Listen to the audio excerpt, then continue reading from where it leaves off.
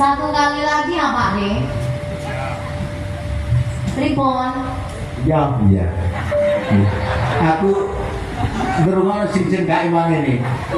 Aku dadak eling basa Cinane Ribon. arek wedok nyabrang kali. Napa niku? Diceng-ceng, diceng-ceng, kan diceng-ceng. Oh, nggih diceng-ceng dono ya. Diceng cewek tak ono. Dono iso kathok iso. Ya iso. Pak Yono jauh rokoknya cintailah produk-produk Indonesia. Itu sih Mandarin berarti wah luar biasa. Ini setiap pamor ini sembarang sakit nih. Rok mau wis kolaborasi. Sak jerone rok wis ana. Nggih. Sing rusak jare rok mang iku lho. Ngarep gampang lho. Sinom sak Mandarin pun saged. Lah iki dari Madurane. Iya. Terus iki kok aku sing nambahi sapa? Oh. Mboten ngoten nggih. Iki mboten enten panganan apa-apa to, Pak De? Tetep bung.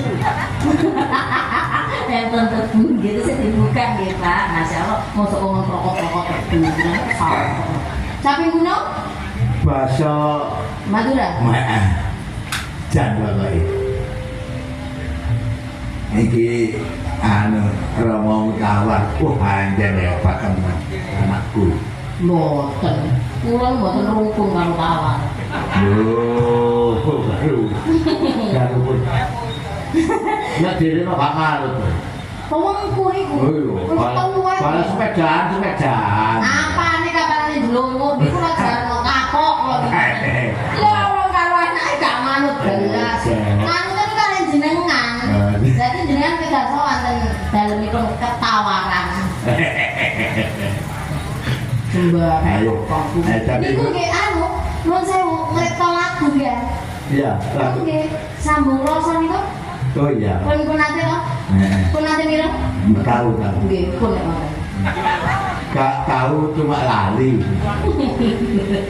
Bintang mawon tau ngajeng. Iya. Disimpen iki. Iya. Aku tak dikandani ya.